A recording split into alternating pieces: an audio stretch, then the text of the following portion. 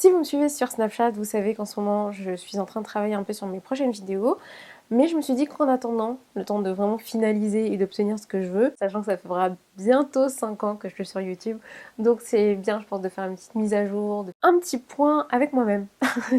Voilà, et ensuite avec vous, évidemment, pour vous expliquer ce que je vais faire. Aujourd'hui, en attendant, je vais faire une petite vidéo pour que vous puissiez apprendre à mieux me connaître.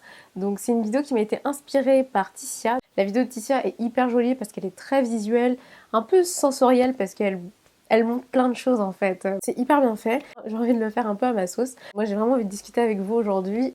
J'espère que cette vidéo va vous plaire. N'hésitez pas à vous mettre à l'aise. Je pense qu'elle va être un peu longue. Hein, de toute façon on va discuter. Quand je pars dans les discussions j'ai tendance à... Voilà. N'hésitez pas à me dire en commentaire quelle est votre principale qualité ou votre principal défaut ou même plusieurs. Et n'hésitez pas à me dire si vous vous retrouvez dans certaines de mes qualités ou certains de mes défauts. En général, on me dit que je suis plutôt quelqu'un d'avenante, une personne avenante. Je suis quelqu'un d'assez sympa, je pense, quand on me rencontre et j'essaie de mettre la personne à l'aise. Et comme défaut, je dirais qu'on pourrait dire de moi que je peux être un peu alarmiste,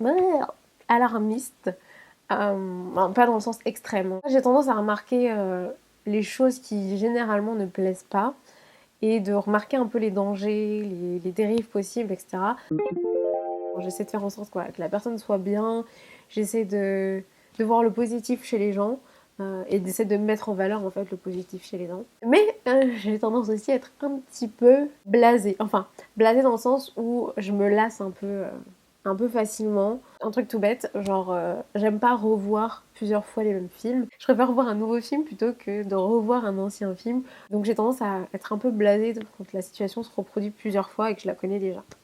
Je crois que pour David, ma qualité principale, en tout cas la dernière fois que je lui posais la question, c'est que j'étais une personne courageuse. Je m'en rends pas forcément compte parce que j'essaye en fait tout simplement de faire ce que j'ai envie de faire, d'aller au-delà en fait de ce que je connais et essayer de me dépasser en général, d'aller au bout de mes idées et de faire ce que je pense être bien et ce qui est bien pour moi surtout. Ça arrive que je me mette en danger, ça arrive que je prenne des risques, mais je le vois pas toujours comme un risque en fait. Ensuite, ça je le sais. Et ma mère m'avait déjà dit quand j'étais toute petite que j'étais une enfant, quand j'étais vraiment petite, hein, genre je pense moins de 5 ans, très capricieuse. Je pense que je me suis beaucoup moins maintenant, j'ai appris depuis. Mais j'ai tendance à vouloir obtenir ce que je veux, hein. On va dire comme tout le monde, mais quand j'ai une envie particulière et une sorte d'obsession, il faut que je l'ai maintenant, tout de suite. Donc ça c'est, je pense, le côté un peu capricieux qui revient parfois. C'est souvent quand je suis pas très bien, genre j'ai besoin d'un truc, je veux ce truc, et ben je fais en sorte de l'avoir le plus vite possible. Et quand je suis avec quelqu'un, j'arrête pas de lui dire pour l'obtenir, donc voilà. Je fais en sorte d'aller vraiment au bout de mes idées. Et on peut difficilement m'arrêter. On peut me démotiver, on peut me décourager. Ça arrive. Mais vraiment, quand c'est quelque chose dont je suis totalement convaincue, je vais au bout. Peu importe ce qui doit se passer, peu importe la difficulté, je suis quelqu'un de déterminé. Je sais où sont les choses dans ma tête, je sais où je laisse les affaires, etc. Donc j'ai tendance à pas trop ranger et j'aime pas ranger. Donc j'ai tendance à être désordonnée, hein, forcément. Ça va un peu avec. Ça peut être un peu embêtant parfois. Empathique, je suis très sensible en fait aux émotions des autres. J'arrive assez facilement à savoir ce que les autres ressentent et les personnes avec qui je suis. J'arrive à ressentir ça. Défaut, exigeante. Je trouve que c'est un défaut parce que c'est pas bien d'en attendre trop et d'en vouloir trop parfois. Voilà, je pense que vous avez compris l'idée. Je suis une personne assez franche en général, j'ai pas trop de difficultés à dire ce que je pense. Même si je suis capable en fait d'encaisser pas mal et au bout d'un moment, genre c'est un peu la goutte d'eau qui fait déborder le vase. Et je peux être un petit peu tarée des fois, un peu folle. Même si je pense que vous pouvez pas trop le voir dans mes vidéos parce que je vois forcément une personne dans tous les sens dans mes vidéos et généralement je suis plus comme ça avec les personnes très proches de moi qui connaissent cette partie de moi. Humble pour moi c'est important parce que il faut savoir garder les pieds sur terre et savoir relativiser. J'ai tendance à pas trop savoir exactement ce que je veux. Enfin, je mets du temps à savoir exactement ce que je veux. J'ai besoin de tester les choses pour savoir vraiment ce qui me plaît, ce qui me correspond. J'ai tellement d'idées que parfois je sais pas quoi choisir et donc j'ai tendance à hésiter, souvent. J'ai du mal à cacher mes émotions, j'ai du mal à faire semblant, j'ai du mal à... Enfin, je comprends pas très bien les gens qui se créent une image qui est totalement différente de ce qu'ils sont. Après, je suis très conciliante et très... et capable d'accepter beaucoup de choses. Je peux être très impatiente. Alors, ce qui est super, super important pour moi, c'est de me sentir libre. Libre de faire ce que je veux. Alors, je pense que c'est la chose la plus importante pour moi. Ça veut pas dire que je fais tout n'importe quoi, ça veut pas dire que je pars dans tous les sens, même si j'ai tendance, hein, parfois. Je sais qu'il faut que je me fixe plus de limites, mais j'aime le fait de me sentir libre en fait.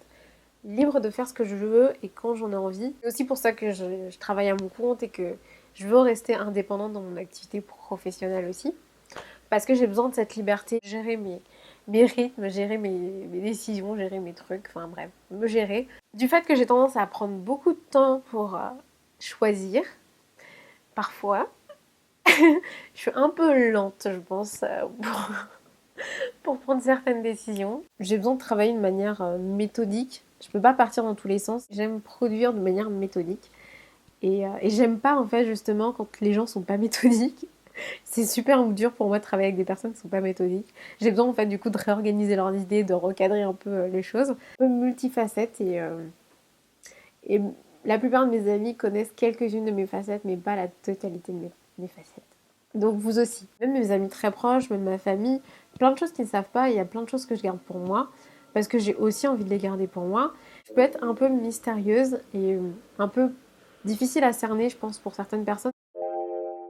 J'aime la nouveauté, j'aime tester, j'aime trouver de nouvelles idées, j'aime proposer quelque chose d'original. Je trouve intéressant de se démarquer des autres et d'être différenciant et d'être différent des autres. Parfois, je peux être très naïve. Si je devais dire quelle est ma principale qualité, j'aurais tendance à dire que je suis une personne ouverte. J'aime tester de nouvelles choses, j'aime rencontrer de nouvelles personnes, j'aime la nouveauté. Je suis pas ouverte dans le sens où je me dévoile facilement, mais je suis ouverte aux autres et j'aime découvrir des autres, j'aime tester de nouvelles choses, donc je suis très ouverte à l'extérieur. Je peux être très obstinée, hein, quand j'ai une idée en tête, il faut que j'aille jusqu'au bout.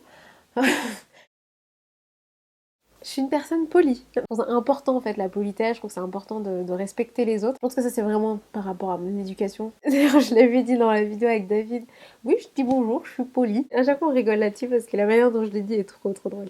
Si vous n'avez pas vu la vidéo, allez la voir. Perfectionniste. Ça me dérange pas de passer du temps sur un truc. Du moment que j'obtiens pile poil ce que je veux à la fin, ça me va.